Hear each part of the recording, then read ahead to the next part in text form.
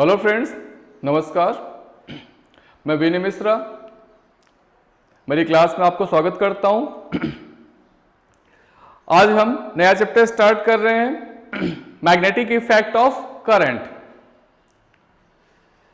इसके अंदर हम लोग हर टॉपिक को सिंपलेस्ट वे में किस तरह से लर्न करते हैं उसकी बात करेंगे। इसमें पहला टॉपिक ले रहे हैं हम ऑर्स्टेड के प्रयोग। ऑर्स्टेड वो पहले वैज्ञानिक थे जिन्होंने ये सबसे पहले बताया कि जब किसी तार में धारा प्रवाहित की जाती है तो तार के आसपास मैग्नेटिक फील्ड यानी चुंबकीय क्षेत्र उत्पन्न होता है। ऐसे हम पहले से जानते हैं, अगर कोई मैग्नेट है, ये मेरे हाथ में अगर कोई चुंबक है तो उसके आसपास फील्ड होता है, मैग्नेटिक फील्ड होता है, जिसमें किसी लोहे से बनी वस्तु लेकर आते हैं या फिर किसी दूसरे मैग्नेट को लेकर आते हैं तो वो विक्षेपित होता है।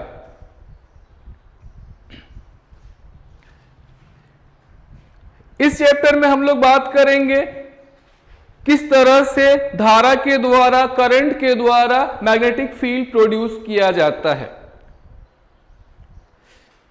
सबसे पहले बात करते हैं ऑर्स्टेड के प्रयोग की।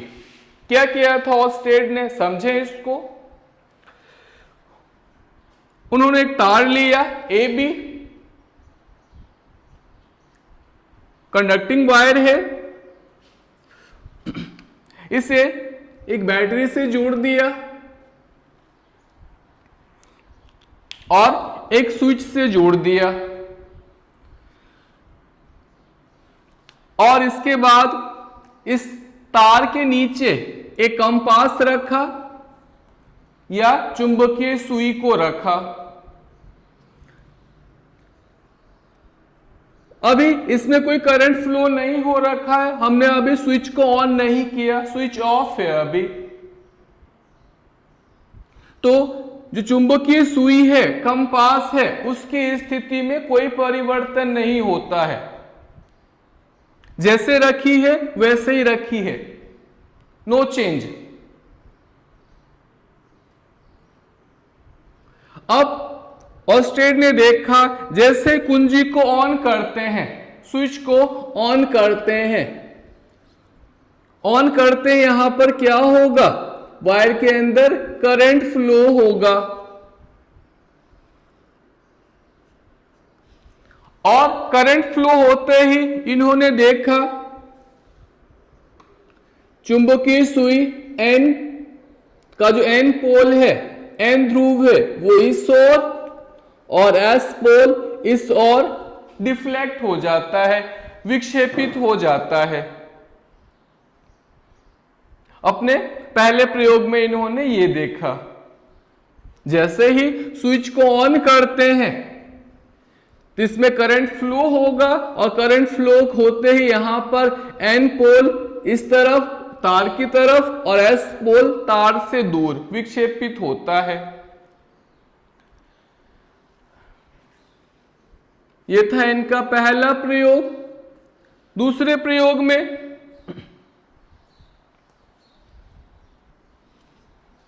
अब धारा की दिशा इन्होंने बदल दी। करंट पहले ए से बी फ्लो हो रहा था, अब इन्होंने करंट का डायरेक्शन चेंज कर दिया, किधर से किधर, अब इन्होंने बी से ए कर दिया, यहां बैटरी का डायरेक्शन चेंज कर दिया।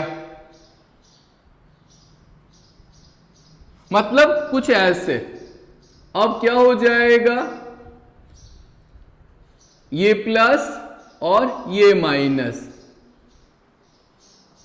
तो इन्होंने अब देखा जो विक्षेप की दिशा थी वो भी चेंज हो गई।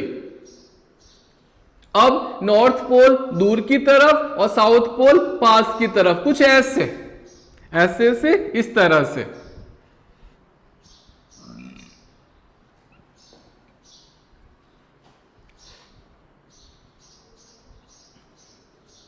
तीसरी बात इन्होंने देखी इस प्रयोग में,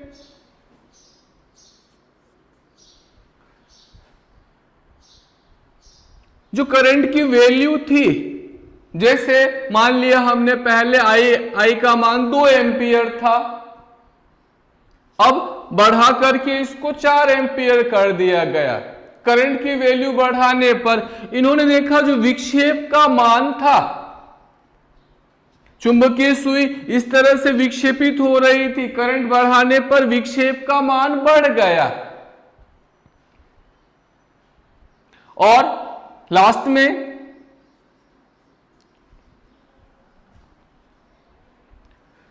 इन्होंने चुंबकीय सुई और ये तार AB के बीच की दूरी बढ़ा दी।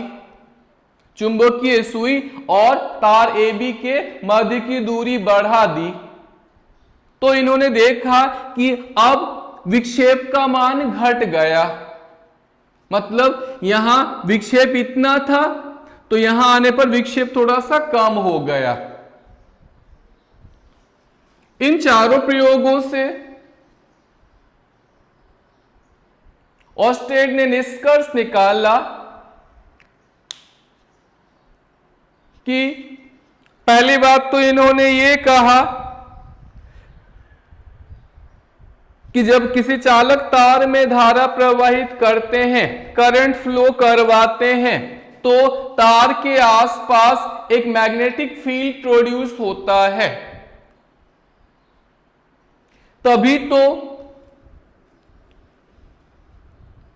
जो चुंबकीय सुई है वो विक्षेपित होती है। कि चुंबकीय सुई में जो विक्षेप उत्पन्न होता है किसी मैग्नेट के द्वारा होता है, मतलब करंट फ्लो करवाने पर यहां मैग्नेटिक फील्ड प्रोड्यूस हुआ। दूसरी बात जो इन्होंने इस प्रयोग के माध्यम से बताई, अगर तार में प्रवाही धारा की दिशा बदल दें, हमने देखा था पहले A से B करंट फ्लो करवा रहे थे, बाद में B से A, तो यहां विक्षेप की दिशा बदल गई थी। तो इससे निष्कर्ष निकलता है कि तार में धारा की दिशा बदलने पर, विपरीत करने पर जो उत्पन्न चुंबकीय क्षेत्र की दिशा होती है वो भी परिवर्तित हो जाती है।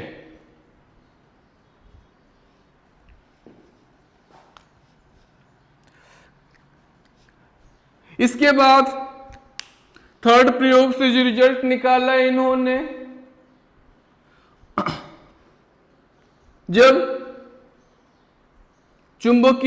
जब इस चालक तार में धारा का मान बढ़ाते हैं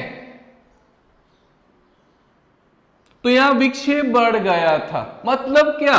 मतलब यहां पर उत्पन्न चुंबकीय क्षेत्र बढ़ गया था। तो इससे निष्कर्ष निकाला इन्होंने, अगर चालक तार में धारा का मान बढ़ाते हैं, धारा की प्रबलता बढ़ाते हैं, तो वहां पर जो चुंबकीय क्षेत्र उत्पन्न होता है उसकी प्रबलता भी क्या होती है? बढ़ जाती है। और लास्ट में चुंबकीय सुई को विस्थापित किया था, देखा था विक्षेप का मान घट गया। तो इससे निष्कर्ष निकलता है कि तार से, धारावाही तार से, करंट कैरिंग वायर से दूरी बढ़ाने पर या दूरी बढ़ने के साथ साथ जो मैग्नेटिक फील्ड की जो वैल्यू है, चुंबकीय क्षेत्र का जो मान है, चुंबकीय क्षेत्र की जो प्रबलता है वो घटती जाती है। इस तरह से हमारी बात पूरी होती है ऑस्टेड के प्रयोग के बारे में। इस तरह से ऑस्टेड ने यह निष्कर्ष दिया कि चालक तार में धारा प्रवाहित करने पर तार के समीप एक चुंबकीय क्षेत्र उत्पन्न होता है। आगे इसी में बात करते हैं हम चुंबकीय क्षेत्र और चुंबकीय बल की। नेक्स्ट हेडिंग ले रहा हूं इसी के अंदर में, चुंबकीय क्षेत्र व चुंबकीय बल।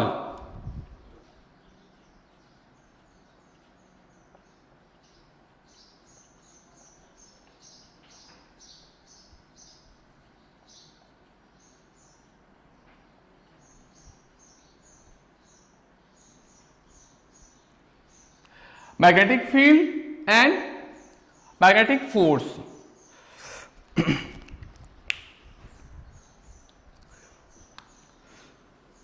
हमने इलेक्ट्रोस्टैटिक्स के अंदर ही बात की थी, अगर कोई चार्ज स्थिर होता है, कोई चार्ज Q है, स्टेबल है, V इज इक्वल टू 0 है, तो उसके द्वारा इलेक्ट्रिक फील्ड प्रोड्यूस होता है, विद्युत क्षेत्र उत्पन्न होता है केवल अगर कोई चार्ज पार्टिकल, कोई पॉइंट चार्ज स्टेबल है, स्थिर रखा हुआ है कहीं, तो उसके आसपास जो फील्ड प्रोड्यूस होता है वो होता है इलेक्ट्रिक फील्ड, विद्युत क्षेत्र।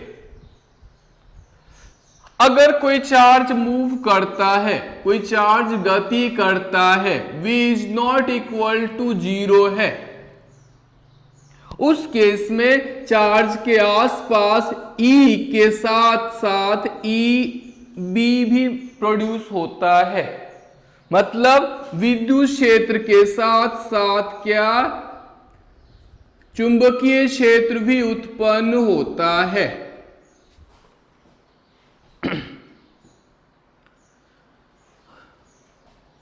और आवेश की गति से ही धारा उत्पन्न होती है, इसीलिए किसी वायर में जब Q चार्ज फ्लो होता है तो धारा होती है और उसके कारण ही क्या होता है, आसपास मैग्नेटिक फील्ड प्रोड्यूस होता है।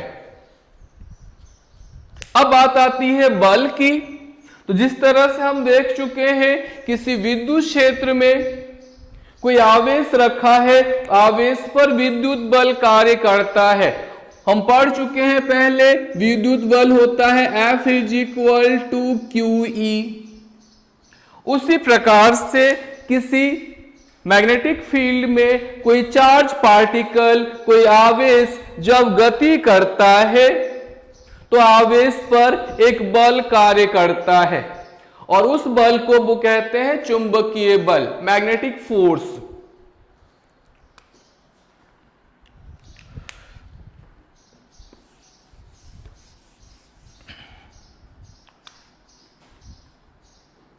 मैग्नेटिक फोर्स को कुछ इस तरह से समझते हैं,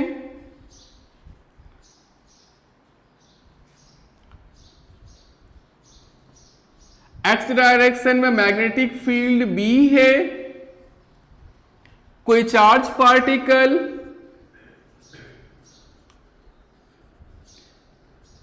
B से थीटा कोण पर V वेग से गति कर रहा है। कोई चार्ज B की डायरेक्शन से थीटा एंगल पर V वेग से, V वेलोसिटी से मूव कर रहा है। तो देखा गया जो चुंबकीय बल इस पर लगता है, चुंबकीय बल F, वो प्रोपोर्शनल होता है Q के, प्रोपोर्शनल होता है B के और प्रोपोर्शनल होता है V साइन थीटा के। ये V है तो V के दो टुकड़े, दो घटक, दो कंपोनेंट होंगे। V का एक घटक इस तरफ होगा,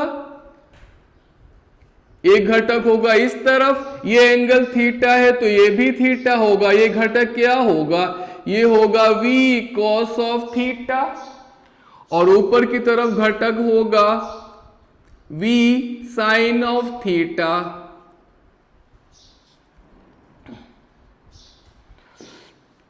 तो यहां क्या रिजल्ट मिला, दोबारा एक बार देख लेते हैं। जो चुंबकीय बल होता है, चुंबकीय बल आवेश, जो आवेश गति कर रहा है उस आवेश के समानुपाती, जिस चुंबकीय क्षेत्र में गति कर रहा है उस चुंबकीय क्षेत्र के समानुपाती, और वेग के उस कंपोनेंट, उस घटक के समानुपाती जो कि B के साथ कितना एंगल पर है, 90 डिग्री पर है, यानी B के लंबवत हो। 1 2 3, तीनों को मिलाते देते हैं, लिख सकते हैं फ्रॉम इक्वेशन 1, 2 एंड 3। क्या लिख सकता हूं मैं? F proportional to Q V B sine of theta. जब भी प्रोपोर्शनल साइन आता है, एक कांस्टेंट आता है, F इज इक्वल टू क्या? K Q V B sine of theta. देखा गया के का मान यहां पर 1 होता है, यहां के इज इक्वल टू कितना? 1। तो यहां से क्या निकला? F is equal to Q V B sine of theta. और हम जानते हैं पहले से, अगर ए बी साइन थीटा है, इसका मतलब वेक्टर फॉर्म में किस तरह से कन्वर्ट होता है? ए क्रॉस बी। तो यहां तो Q तो स्केलर क्वांटिटी है, अदिश राशि है। F इज इक्वल टू होगा Q V क्रॉस B। इस तरह से हम चुंबकीय बल को समझ सकते हैं।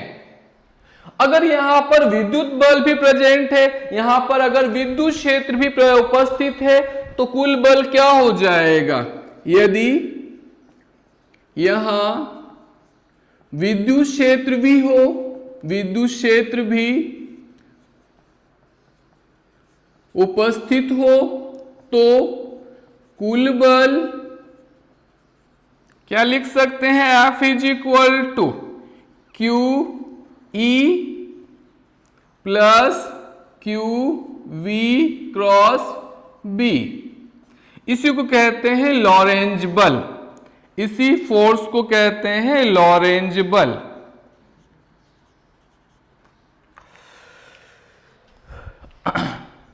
इस तरह से हमारी बात पूरी होती है लॉरेंज बल के बारे में। यहां पर अगर हम चुंबकीय क्षेत्र की इकाई ज्ञात करना चाहें, तो चुंबकीय क्षेत्र की इकाई होती है टेस्ला, टी से डिनोट करते हैं। और इसकी सीजीएस पद्धति में इकाई होती है गॉस। और एक टेस्ला बराबर होता है 10⁴ गॉस। ये टेस्ला किस फॉर्म में है? टेस्ला है एसआई सिस्टम में, और गॉस किस में है? ये है सीजीएस में। यहां से अगर मैं B की बीमा ज्ञात करना चाहूं, इकाई तो हमने ले ली इसकी टेस्ला, अगर मैं इसकी बीमा ज्ञात करना चाहूं, बीमा के लिए यही F इज इक्वल टू मैं क्यू वी बी यूज कर लेता हूं यहां। तो यहां से B इज इक्वल टू क्या लिख सकता हूं? Q F upon Q V. F की बीमा होती है M1 L1 T-2। Q की बीमा होती है T1 A1, और V वेलोसिटी है, इसकी बीमा होती है L1 T-1। अगर सॉल्व करें इसको तो रिजल्ट मिलेगा हमें M1, एक L1 से एक L1 कैंसिल, और T-1 और T1 ये भी कैंसिल, तो M1 T-2 और A-1 ये चुंबकीय क्षेत्र की बीमा होगी। आज के लिए इतना ही। Thank you.